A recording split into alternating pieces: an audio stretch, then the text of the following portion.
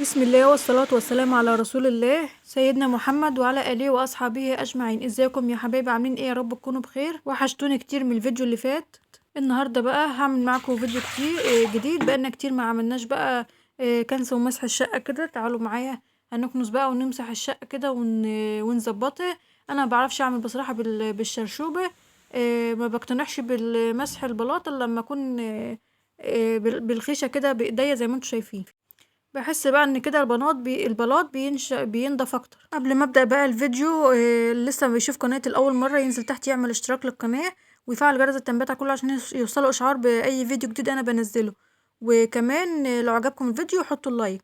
يلا بقى بينا نسمي الله ونصلي على الرسول ونبدأ الفيديو وأقول لكم أنا بعمل إيه النهاردة. أول حاجة أنا كنت بقالي كتير أوي ما كنستش الشقة.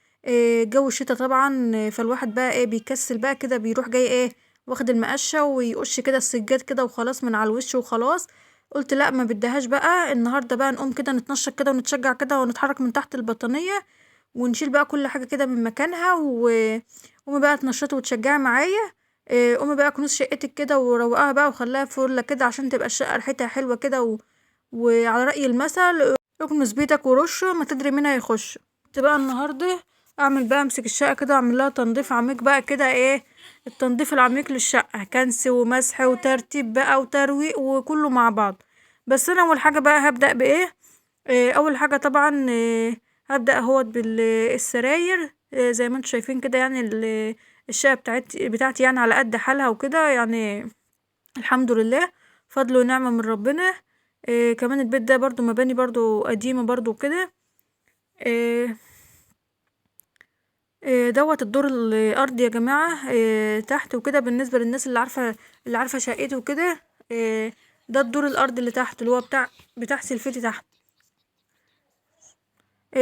أول حاجة طبعا بعد ما خلصت بقى السراير رفعت كل اللي تحت السرير طبعا من بتوع زمان اللي هو السرير اللي هي ام رجول ديت اللي بيخش تحتها أي حاجة كده نقعد نحط تحتها مثلا.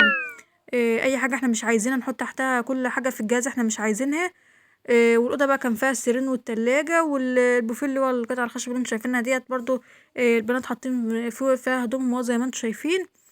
انا هنا بقى كمان كنت كنست بقى وخلصت كنيس الشقه كلها. كان فاضل بس الحته الصغيره اللي شفتها في اول الفيديو ديت اللي هي المدخل كده السلم بقدام بقى الباب يعني الشارع. ان شاء الله ابقى اعمل لكم بقى انزل لكم فيديو تاني بكنس الشارع قدام الباب ده في فيديو لوحده. بعد كده بعد ما خلصت بقى الكنيس بنت هي تقول لكم حطوا لايك للفيديو. آه، بعد كده بقى بجيب بقى المساحة بتاعتي بكب شوية مية كده تحت السراير وتحت البوفيه وتحت التلاجة وكل الحاجات دي. اشد بقى كل الزبالة كده بالمساحة. وبعد كده اجيب جردل المية فيه بقى شعرة كده من الكلور وشوية من الاومو كده. وبعد كده بقى اخد بقى بالخشة زي ما انتوا شفتوا كده بايديا. انا مبعرفش بصراحة زي ما قلت لكم ان انا يعني اعمل بالمساحة كده وخلاص. لازم اجيب الخيشة كده وايديا تبقى على الخيشة كده والبلاط.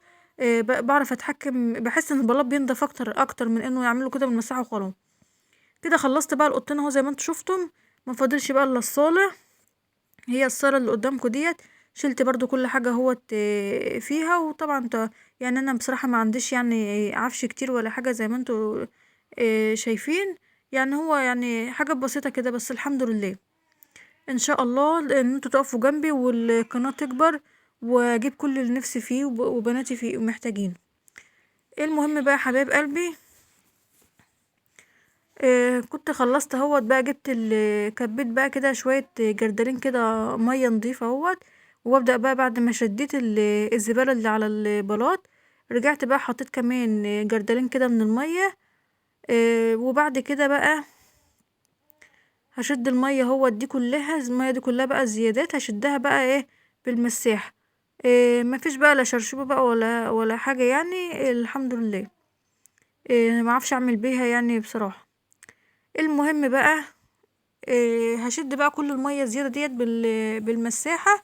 وبعد كده هجيب بقى مية تانية نضيفة احط بقى فيها الكلور بتاعه وكده وهجيب بقى القماشة بتاعته وامسح بيها. وبجيب بقى طبعا اهو اشد من تحت الترابيزة ديت. و طبعا بقى مفيش لا تلفزيون ولا شاشة ولا اي حاجة من دي. طبعا كانت شاشة الترابيزة ديت محطوط عليها تلفزيون، بس يعني التلفزيون باظ، فمن ساعتها بصراحة ما جبناش حاجة يعني، لان العملية ما فيش يعني امكانية ان احنا نجيب تلفزيون تاني ولا اي ولا شاشة ولا اي حاجة. الحمد لله على اللي احنا فيه. جبت بقى اهوت الجردل بتاعي، وجبت القماشة برضو هي بتاعتي، وهبدأ بقى كده اعصرها كويس بقى عشان انشف البلاط. القماشة دي بتلم اي مية زيادة ما تبقاش موجودة يعني على البلاط. هلم بقى القماشة بتاعتي ديت اهوت، بتلم اي مية زيادة، نقطة مية كده بتاع. ومنها كانت بتنشف البلاط، وما الواحد يتك كده بايديه كده على القماشة ديت، إيه بحس ان البلاط بينضف يعني زي ما انتوا شايفين. بس ايه اوحش حاجة بقى في حكاية القماشة ديت، وجع الظهر بعيد عنكم، ما بينامنيش بالطول الليل. بعد ما خلصت بقى هنا فاضل معايا بس ايه، اللهم صل على النبي، المدخل هو اللي فاضل. بعد بقى ما اخلص الصالة كلها، هدخل بقى هطلع بقى عشان امسح المدخل بتاعي. الصالة عشان بس منها هي كبيرة شوية، فبتاخد برضو معايا ايه شوية وقت. هخلصها بقى واطلع على اللهم صل على النبي على المدخل. طبعا بعد ما اخلص بقى كل ده، بعد ما البلاط بقى ينشف، هفرشه بقى وكده، وافرش السجاد بتاعي، وارجع بقى كل الحاجات اللي انا شلتها من تحت السرير ارجعها تاني. هتأكد بس كده ان انا ايه مش سايبة اي مية خالص على البلاط، وكده بقى بكون خلصت يعني. هنا بقى طلعت اهوت عشان اخد بقى الكام سلمة دولت بالمدخل بتاع البيت يعني. برضو بكب مية كده، وبشد بقى كده المية كده كلها بتاعتي بالمساحة، انزلها كلها كده على السلالم وسلالم المدخل. واللي عملته بقى جوه في الشقة هعمله برضو هنا في المدخل وفي في السلم بتاعي. بعد ما خلصت بقى هنا اهوت، وصلت بقى خلاص لاخر المدخل بتاعي البوابة هي. بشد برضو كده المية بقى الزيادة. شديت بقى كل المية زيادة كده، برضو جبت القماشة بتاعتي وجبت شوية كلور كده على شوية معطر بقى المدخل بالذات، بحطله شوية معطر كده بلاط. بعد كده بقى همسح بقى كل المية الزيادة دي بالقماشة زي ما انتوا شايفين. احنا كنا دلوقتي الصبح يعني، كانت الساعة 8 الصبح، وعلى ما خلصت بقى كده كان اللهم صل على النبي كنا اتأخرنا، كنت وصلت لحد الساعة 10 الصبح. وهنا بقى يا حبايبي كنت وصلت خلاص للمدخل اخر حاجة خالص. دي اخر حاجة خالص فاضلة بقى في البلاط، ولا سيراميك ولا اي حاجة الحمد لله. شايفين بقى القطة الصغننة ديت تطلع هي برا. القطة اصلا قطة والدة تحت السلم، 3 قطط صغيرين. كده بقى اكون خلصت، ويا رب في النهاية يكون الفيديو عجبكم. وما تنسوش بقى تحطوا لايك للفيديو، واشوفكم ان شاء الله في فيديو جديد، والسلام عليكم ورحمة الله وبركاته.